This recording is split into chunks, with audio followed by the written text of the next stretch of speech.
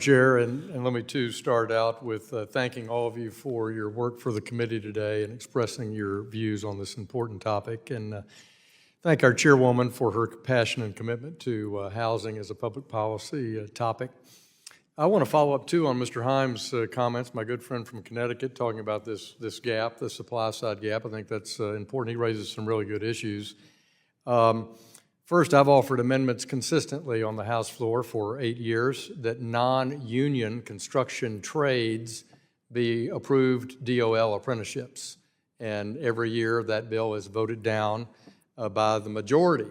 But the DOL union-based apprenticeship program only produces about 88,000 construction trades when we have a market demand of over 600,000 a year. So I think opening up and qualifying more people to fill that gap is an important labor component in the supply side on construction.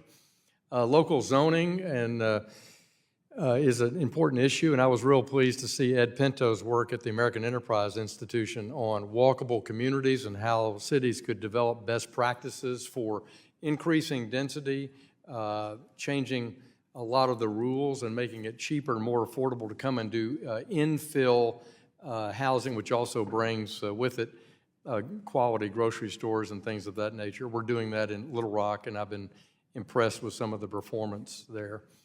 I agree with Mr. Zandy on new markets tax credits. I've been on the CDFI advisory board when President Bush was in office, and it's something that Congress has generally supported. But the numbers are so high, it's almost impractical in multifamily, and certainly impractical in low income or low moderate income affordable housing, I think, because the program really, if you can't spend $10 million in one location, it's not, ends up not being competitive. So perhaps Congress can look at that. And then I support extending the Tax Cuts and Jobs Act opportunity zones and making a much more aggressive approach there on how we can have better opportunity zones that benefit low, moderate income housing opportunities. So those are some issues on the supply side, I think, that are very, very important. Chair Powell gave a speech at Brookings yesterday where he broke down core inflation into three components: goods, housing, and services other than housing.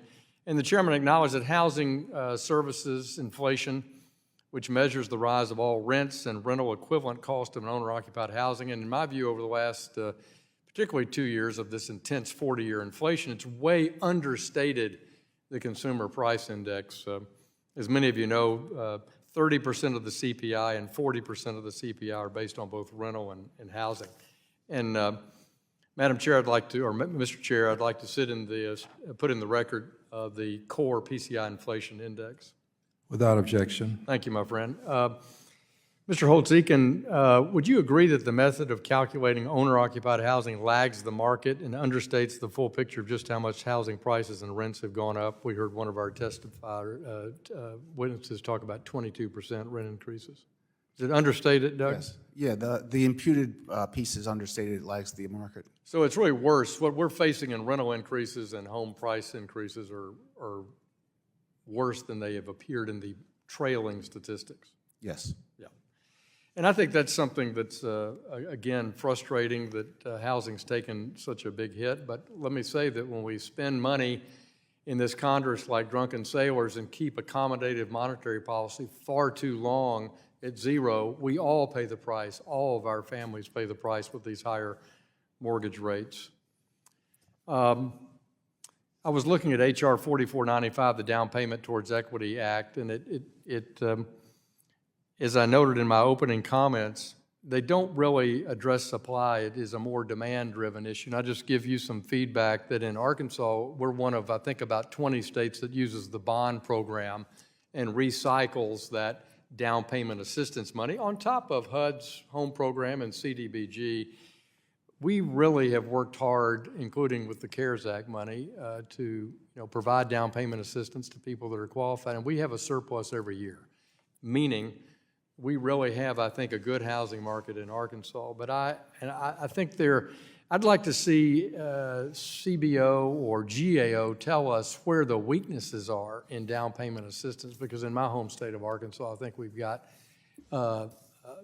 really sufficient and helpful to everyone in that emerging equity. But I'd love to hear more from you, Ms. Bailey. If you could submit to the record some comments on where you think it's adequate and where it's the most weak, that would help us. Thank you. I yield back.